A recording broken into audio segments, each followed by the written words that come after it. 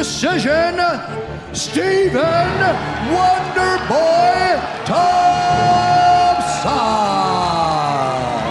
You know, I expected to come out here and be a little bit more of a war, but as soon as I met him in the middle, just his stance, I realized this is going to be a chess match. What's going on, guys? This is Greg Farley from Team WISEGUYS, and I'm here with yet another fighter breakdown. This time it's Stephen Wonderboy Thompson. I've actually had the pleasure of meeting the gentleman. He came to the Metro PCS event in Kansas City, and one of the coolest people I've ever met, but he definitely blows me away with his accolades in the kickboxing ring and, of course, in the UFC and MMA ring. He's the #1 welterweight in the world and one of my favorite fighters, so let's have some fun and get right into this breakdown. So, strength 1. His first strength that comes to mind, in my opinion at least, is his kicking arsenal. As you can see right here, pow. He lands kicks that simply just aren't thrown that much, and he actually lands them at a very high rate, which is just unheard of. Sometimes guys throw kicks like this, where they throw the kind of wild, wacky, flashy kicks just to kind of throw people off or never actually land them. But from the kicking arsenal perspective, he lands some at a very high rate. Whenever you see Stephen crouched in the kind of way that he is, you know that a serious kick is coming, such as this one, the lead leg roundhouse kick. You just don't see lead leg kicks anymore in MMA, really ever. Here's a rear leg roundhouse kick, of course, with the top of the foot of the ball of the foot. And be mindful, I am talking in terms of a karate or a taekwondo style of kick, which is using the ball of the foot, as you see here, and the heel. The ball of the foot and the heel is different from Muay Thai, where it's the shin. The spinning wheel kick, this is landing with the heel, as I think this was Jake Ellenberger, I believe, if I'm not mistaken. The side kick to the body when he fought Jorge Masvidal. And of course, as you'll see in a second, he kind of uses his karate background to set these guys up with kicks that they just simply aren't going to see. You're not going to be able to train for a guy like Stephen Thompson. He's too good, he's too fast, and he's too good at what he does with the point sparring aspect of his background.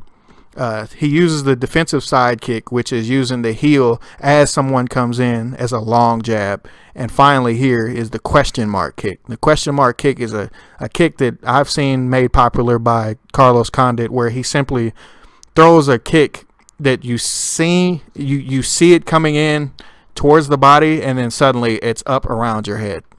And breaking down the very last kick, the lead leg hook kick.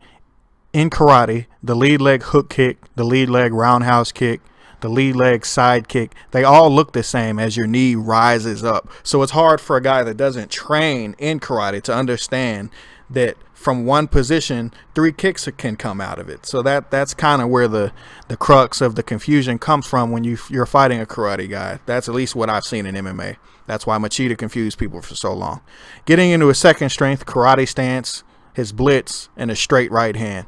As you can see in this clip, I think it's Patrick Cote, that straight right hand just destroys overextension. As you see him punching and landing on Robert Whittaker, he's the middleweight champion of the world. That's how good Stephen Thompson really is. People don't give him his due, but he embarrassed Robert Whittaker, and Robert Whittaker is one of my favorite fighters and one of the best fighters in the world. He's a middleweight champion for a reason. He may have caught him earlier in his career, but he's that good. Honestly, that blitz, though, it confuses people because people go one way, they think he's going backwards, and they get stunned when he's back in their face and then back across the ring, kicking them again. And it's just confusing if you've never seen it before, as I said before. So there again, the off-balance blitz. He catches you off balance and then lights you up. For Stephen to be able to be a good fighter in MMA from a point sparring background, he has to have hands that are treated and respected by his opponents. If they weren't respected, it just wouldn't work. So he does a good job of retracting his body, backing up, stepping back in, launching back in with his hands, launching back in with his strikes, and then landing devastating straight right counters. He lands this straight right counter more than anybody that I've seen. It's like the reverse of Conor. I know you guys get tired of hearing about Conor McGregor, but that straight right hand lands flush. And for these point sparring guys to be able to land cleanly. They have to respect the sport of MMA, respect full contact, and be able to launch serious, devastating straight punches. It's not going to be hook punches from these guys, but definitely straight right hands. Strength number 3. Yes, strength number 3. My favorite, and a term that I coined, I call it inversion. So what I like to call inversion starts with the simple fact that Steven cuts off the ring, the octagon, at a higher clip than a whole lot of fighters. I've noticed from championship level fighters, they do a good job of cutting off the octagon. 750 square feet in the octagon, 30 feet in diameter, which goes, that's plenty of space behind Steven, even in this picture. Behind him, there's probably 29 feet. Look how much space Johnny Hendricks has. Would we say a foot? Maybe he has a foot to step to the side. That only leaves him a chance to move laterally. So if I can only move laterally and you have 29 feet of space behind you, I think I'm going to win that battle the majority of the time. And as you can see here, Johnny Hendricks just looked lost. And Johnny Hendricks, guess what? He was a former world champion. He's a world championship level fighter. Obviously, USADA caught up with him. We all have our opinions on that. But it blatantly shows in all of these clips where he understands distance better than you. He inverts the cage to where he has freedom and you don't, which is just strange from somebody that's a kicker. I mean, generally, if a guy is a kicker, the other person is going to control the octagon. But in Steven's case, he's such a good kicker and his hands are legit enough, he's going to control the octagon. And that's what makes him confusing. So, in recapping some of his strengths, his high-octane kicking arsenal, his ability to strike in orthodox and southpaw fighting stances, his accurate counter-striking, and of course his blitzing and his speed advantage. Steven is very, very fast, and people that don't respect that get embarrassed. You've seen it in plenty of fights. That's why he's 14-2-1, and a 57-0, of course, background in kickboxing. Now, getting into his weaknesses. When he fought Tyron Woodley, and when he fought Matt Brown, he did a really decent job of trying to set the edge and set where exactly the fight would take place. However, over time against these guys, because they're such good grapplers, and Matt Brown is just a mixture type of guy, what happened was he began kind of standing there and hesitating. And when you hesitate against these guys, the Tyron Woodley, if you hesitate in Tyron Woodley's face, he's going to hit you and hit you hard.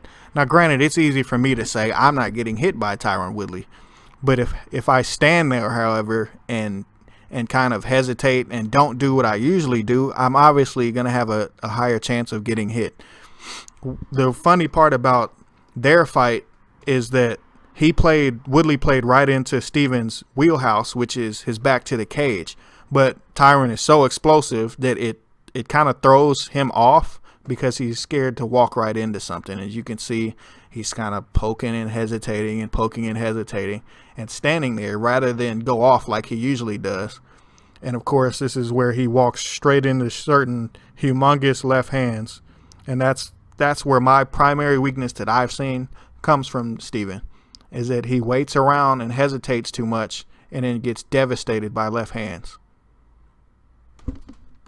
His susceptibility to those left hands showed up in both of those fights, and he got absolutely rocked in both of the fights against Tyron. Now, granted, he's an absolute soldier, an absolute warrior, and he fought right through him, through the knees, through the elbows, through the takedowns, through the guillotine attempts, through the snap downs, and just kept coming. As you can see right here, he took a while. I think it took about 30 seconds real time in the fight for him to poke his head out and escape the guillotine attempt and keep coming.